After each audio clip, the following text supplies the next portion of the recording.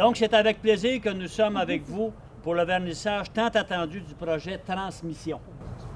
C'est à moi. Tout au long du processus, les membres du comité culturel ont suivi son développement et nous sommes très fiers de son aboutissement. Un travail substantiel a été accompli afin de promouvoir l'apport des aînés à l'identité d'Autrienne.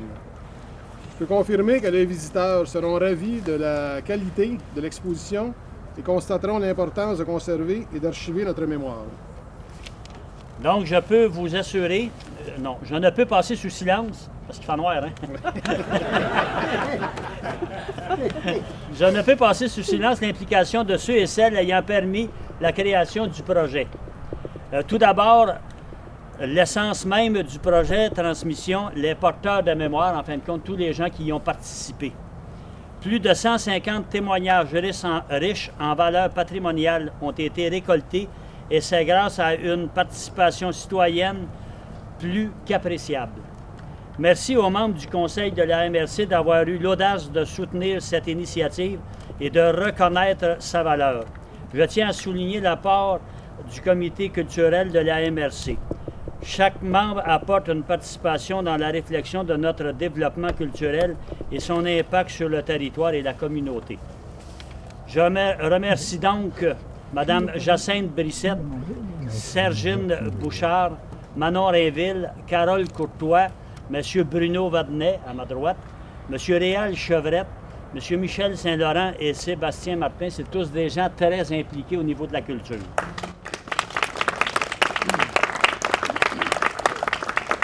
Merci. Alors, cette vague de reconnaissance s'adresse également à nos intervenants ayant assuré la réalisation du projet. Mme Hélène Blondin, ici à l'avant. Et M. Simon Rodrigue. À la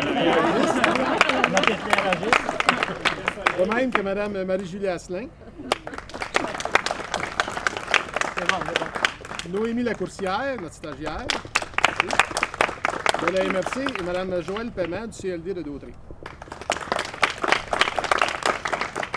Vous avez effectué un travail exemplaire et l'envergure de votre participation pour la conservation du patrimoine de notre MRC est inestimable. Merci.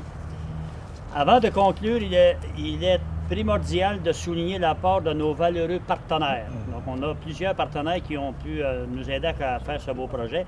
Le ministère de la Famille, la Conférence régionale des élus de la Naudière, la Caisse des jardins d'Autré et la Caisse populaire des jardins de Brandon. C'est maintenant le temps de découvrir cette précieuse récolte. Alors, encore une fois, merci et bonne soirée à tous.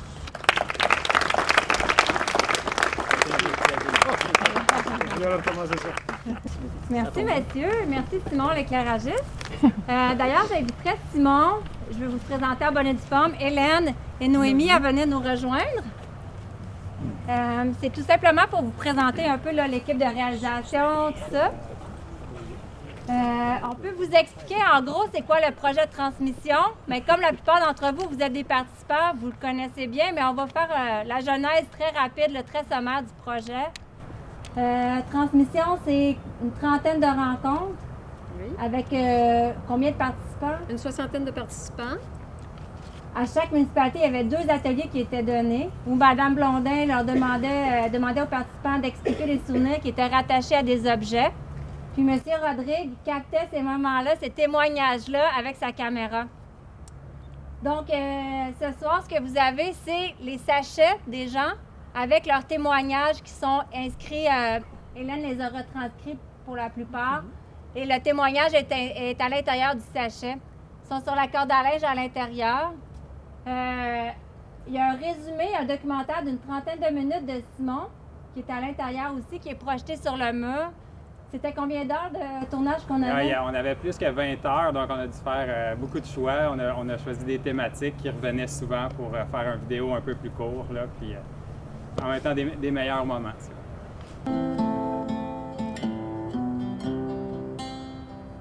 Bon, moi, mon nom, c'est Jacques Rainville. Je suis venu au monde à Berthier, ici, juste avant la guerre de 1939. Puis, c'était... Je suis venu au monde dans la nuit de dimanche à lundi. Puis là, dans tout l'âge, j'étais en danger de mort. Donc, à 5 heures, mon père mon père, là, il y avait un de ses frères qui travaillait à Berthier. Ma mère avait une de ses sœurs qui travaillait à la Edematch. Donc, ils les ont ramassés à 5 heures d'après-midi. Puis là, ils m'ont emmené à l'église à 5 heures pour être baptisé. Donc, ma mère me contait ça, quand j'étais plus vieux, là. Puis j'ai dit, qu'est-ce qui fait ce temps? Elle m'a dit, t'es à verre. Mais moi, je nous montre au mois de février. J'avais rien compris. J'annonçais le printemps, c'est tout simple que ça. Vous avez survécu à votre baptême. Ben oui. Je ne sais pas si il était déçu. Je ne sais pas. Ils l'ont jamais dit, en tout cas. Et surtout qu'il avait peur que je m'en aille dans l'Inde. Vous êtes né dans une famille de croyants? Oui, oui, oui. Très, très religieux? Oh, ben, en 1939, on ne passait pas à côté, hein. Mais ici, à Berthier, il y avait plusieurs religions, plusieurs types de cultes. Ben, pas à ce moment-là, il y avait l'église anglicane, comme vu, là. Les autres étaient à peu près une cinquantaine. Ben, tout le monde était catholique, c'est-à-dire qu'il ne fallait pas passer à côté parce qu'on se faisait monter du doigt, tu sais. En tout cas, suite à ça, mais, tu sais, les gens, peut-être une majorité pratiquaient par obligation. Puis, à l'époque, à Berthier, il y a quel genre d'industrie il y avait? Bien, il y avait des matchs près du pont. Il y avait la Melchor. Il y avait la ferlandière où ils mettaient des conserves, des produits de la ferme en boîte, là. Des betteraves, des carottes, de la macédoine. C'était une invention de Berthier, ça. Des légumes, plusieurs sortes dans le même bocal. Oui, oui, oui. Moi, mon père a travaillé surtout il a travaillé pour Riquier, le vendeur de meubles à ce moment-là. Là. Pas longtemps, mais surtout, j'ai travaillé chez La Forêt, le magasin de meubles. Bon, donc là, il était commis, puis il était livreur aussi. Puis on restait, on avait une maison qui était collée sur le garage. Les vieux garages de bois, on passe au feu. Il y a nous autres, on n'avait pas bien d'espace. La maison, ma mère a sorti de la Sainte-Face que j'ai à quelque part ici, là. Elle a mis ça sur le mur. Le feu n'a jamais touché à la maison qui était collée. L'amour que vous avez de Berthier est rattaché à quoi? Bien, comme vous dites, moi, j'aime l'histoire, que ce soit le régime français ou le régime anglais. Moi, je suis intéressé par tout ça. Moi, il y avait l'histoire du Canada, c'était comme un cadre. Puis là, ben, j'ai étudié l'histoire de Berthier dans tout ça. Tu sais, parce qu'après le centenaire de la ville, là, j'ai commencé une chronique vers notre tricentenaire. J'ai écrit peut-être 80 chroniques pour me rendre jusqu'en 1972.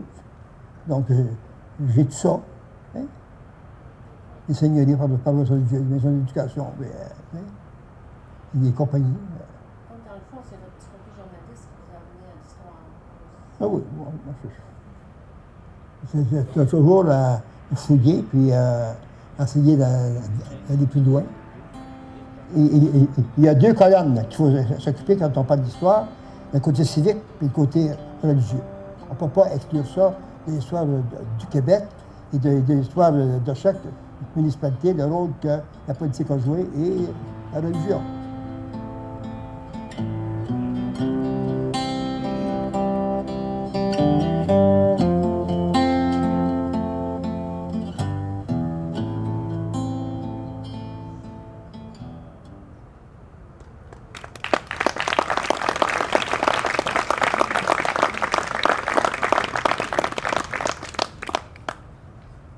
Les rencontres qu'on a faites avec les gens, vous pouvez venir les consulter à la MRC, on les a. Ensuite, lors de l'exposition, il y a je les appelle des patères, parce qu'originalement, c'était des patères, mais c'est une installation qu'on a fait avec des cadres, il y a des photos des gens. Puis ça, ce sont 8 personnes qu'on a passées en entrevue de manière individuelle. Et si vous prenez les écouteurs, vous pouvez écouter leur témoignage intégral. Chaque témoignage dure 45 minutes. On ne vous demande pas, évidemment, d'écouter la version intégrale au complet, mais vous pouvez simplement écouter certains passages de chacun de ces témoignages-là. C'est très touchant. Les gens se livrent vraiment. C'est Hélène qui les passe en entrevue. Il y a aussi l'atelier continuité qui va durer tout au long de l'exposition. Je ne sais pas, Noémie, si tu voulais présenter un petit peu comment ça se déroule. Oui, en fait, étant donné que la plupart des personnes ici ont participé au projet, en fait, on propose aux gens qui vont venir à l'exposition mais qui n'ont pas participé de continuer aussi l'expérience. puis d'apporter soit leur objet de la maison ou de prendre des objets que nous, on met à leur disponibilité ici, puis de continuer l'expérience en expliquant quel est le souvenir qui est rattaché à l'objet, puis en s'identifiant. Fait que comme ça, on continue l'activité au-delà de votre participation. Puis dans le fond, Hélène a dit souvent, comment tu dis ça quand tu veux faire la plus longue? Je voudrais faire la plus longue corde de souvenirs au monde. Alors, vous invitez les gens qui n'ont pas participé à venir à l'exposition et faire leur petit bout de chemin. Oui, oui. Puis ça résume bien aussi l'esprit du projet qui est souvent, Joël et moi, on en parlait quand on faisait on faisait un peu la coordination là, de l'ensemble de tout ça. Au-delà de l'exposition, au-delà du documentaire, c'est ces rencontres-là qu'on a faites. Les gens se sont assis autour, se sont arrêtés, ont partagé des beaux moments. Puis ça nous ramène aussi à l'essence, puis à l'importance de ces témoignages-là, de nos aînés qui ont la mémoire de notre territoire. Donc, on est vraiment touchés par tout ça. C'est une très belle collecte là, qu'on a fait. Donc voilà, c'était une présentation sommaire. Il y a une autre personne qui se joint à l'équipe, qui est Simon Boudreau, qui est juste là, derrière. Attends, avant Simon, je m'excuse, Simon. Moi, j'aimerais remercier tous les participants de vous voir ici ce soir. Je trouve ça très émouvant. En tout cas, merci beaucoup d'être venus et merci beaucoup d'avoir participé aux ateliers. Merci. Oui, merci. Oui, allez-y, M. Vanet. Oui. Moi, j'ai demandé à ma mère, dans le projet de transmission, j'ai demandé à ma mère qu'elle écrive sa vie, qu'elle m'écrive sa vie sur papier. Mon père est décédé il y a 3 ans, mais j'y ai demandé qu'elle me fasse ça. Fait que si toutefois vous avez idée, si ça vous a déjà été demandé d'écrire votre vie, mettons, pour vos enfants, vos petits-enfants, bien faites-le. Si ça ne vous a pas été demandé, commencez à le faire pareil. Je pense que quand vos petits-enfants vont s'apercevoir de ce que vous êtes en train de faire, je pense qu'ils vont être bien intéressés, puis ça peut être un beau souvenir à garder pour nous autres. Oui. Ça fait un lien avec le projet de transmission qu'on fait actuellement. Tout à fait. Merci. Puis, oui, bravo, M. Vanet, merci. Puis, oui, juste pendant que je pense, M. Vanet me fait souvenir que ce qu'on souhaite aussi, c'est que l'ensemble des documents, les objets et les documents papier qu'on a récoltés, des documents audiovisuels, on va les déposer idéalement aux Archives nationales. Du Québec. Comme ça va être consigné puis conservé. Moi, je suis vraiment enchanté comme préfet de tout ce qu'on a fait depuis que Marie-Julie est en poste avec nous à la MRC. Merci. Et j'aimerais lui donner une bonne main d'applaudissement avec Joël Paiement qui la suit, la médecine.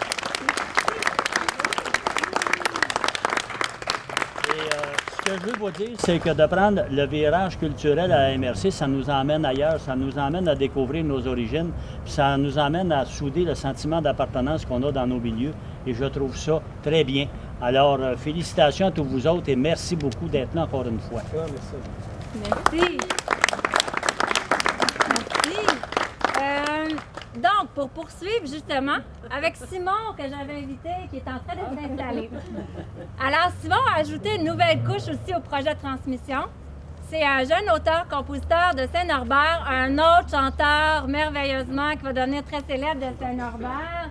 Sa chanson Fleur bleue est un numéro 1 au palmarès de C'est quoi en ce moment. Fait qu'on est très flattés, puis on est très heureux pour lui. On a déjà entendu chanter Simon lors d'un projet de l'autobus de la culture à la MRC. C'était très agréable.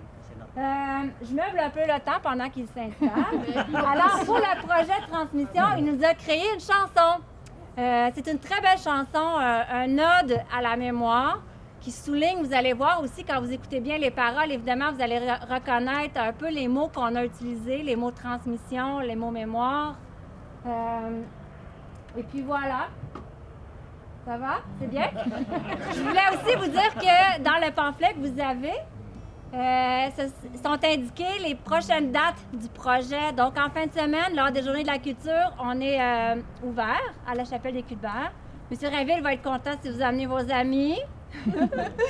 Puis, donc, vendredi, samedi, dimanche, en complément de toutes les activités qui ont lieu aussi sur l'ensemble du territoire. D'ailleurs, il y a une carte là, à la MRC, sur le site internet de la MRC, vous pouvez télécharger. Toutes les activités sont annoncées. Ça se passe bien, Simon? Vraiment, c'est super bon. Ça va bien? Elle est vraiment excellente, honnêtement, c'est la meilleure présentatrice que j'ai jamais eue. Sur les bonnes présentatrices, elle est la meilleure, honnêtement. Là. Ça coule, là, c'est... C'est bon, je vous laisse apprécier la musique. Puis après, je vous reviens justement. On essaye. Les petits Renaud.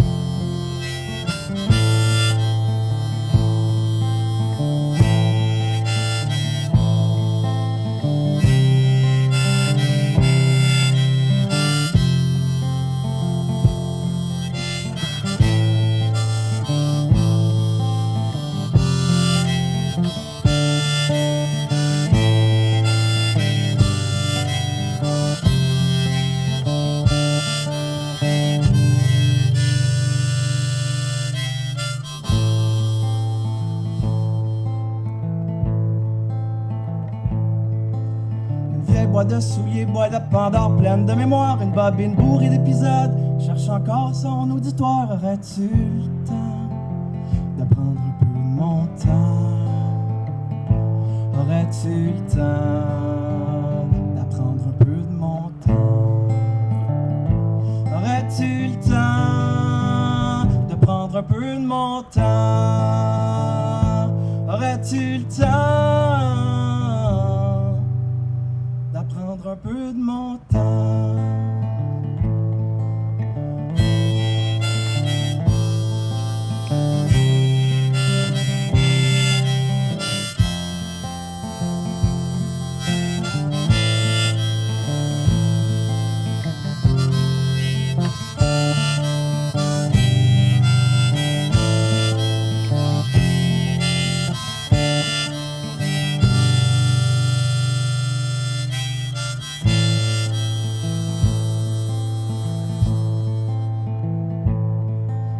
Son histoire cachée, chacun se creuse son propre sillon qu'on cache dans une boîte de souliers.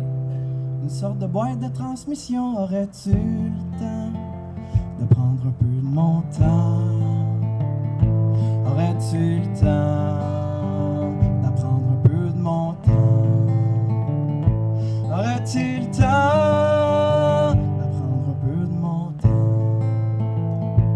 Aurais-tu le temps d'apprendre un peu de mon temps?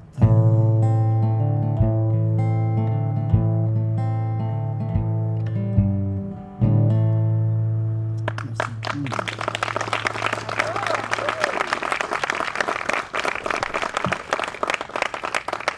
Merci, Simon. Oui. Oui.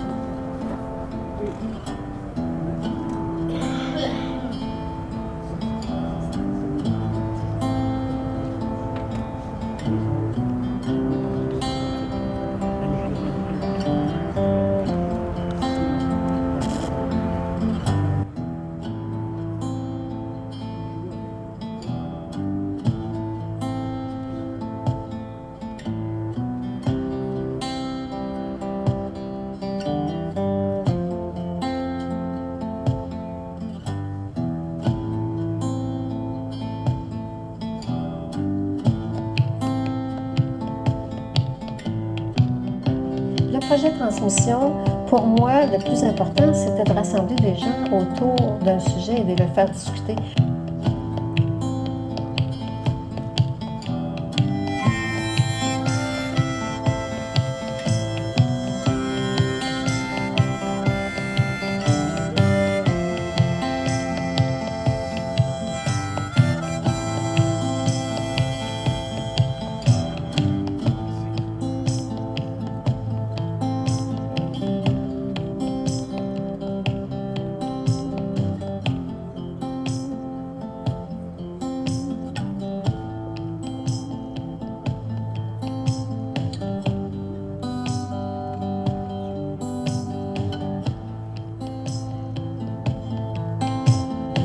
boîte de souliers, boîte de Pandore pleine de mémoire, une bobine bourrée d'épisodes qui cherche encore son auditoire. Aurais-tu le temps de prendre un peu de mon temps? Aurais-tu le temps d'en prendre un peu de mon temps? Plus je vieillis, plus les objets qu'on utilise changent rapidement, disparaissent. Alors je me disais, si les gens pouvaient m'aider à construire une corde à linge dans laquelle on suspendrait des sachets et dans lequel on mettrait justement ces objets-là qui disparaissent.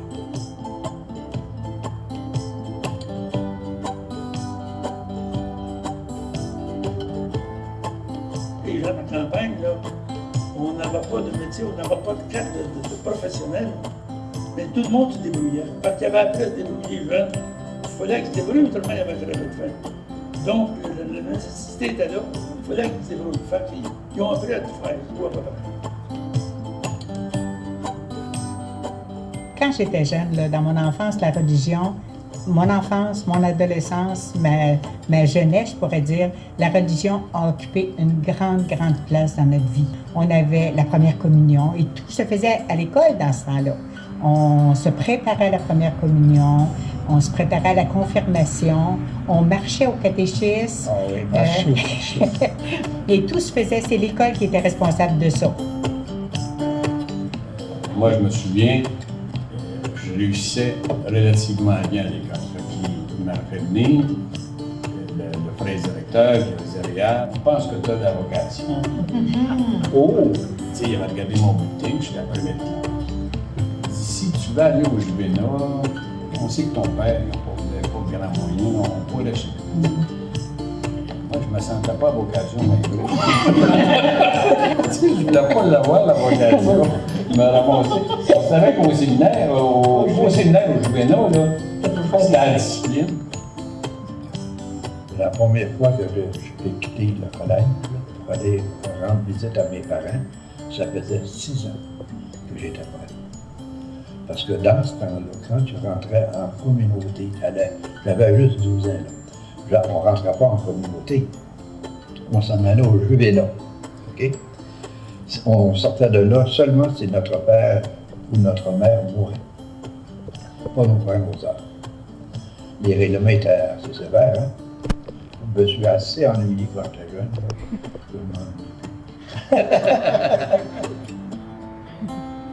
Les gens qui ont participé au projet de transmission, puis qui ont raconté leurs souvenirs, ont déjà fait un acte de créer, parce que la mémoire et l'imagination, ces deux éléments-là dans notre petite tête, ils couchent dans le même lit. Quand on raconte des souvenirs, on en invente des bouts, on les réarrange pour qu'ils soient heureux, parce que on essaie d'oublier la partie difficile de notre vie. Donc, raconter des souvenirs, pour moi, c'est un acte de création. Chacun a ses histoires cachées, chacun se trace son propre sillon, qu'on garde dans une boîte de souliers, une sorte de boîte de transmission. Aurais-tu le temps de prendre un peu de mon temps? Aurais-tu le temps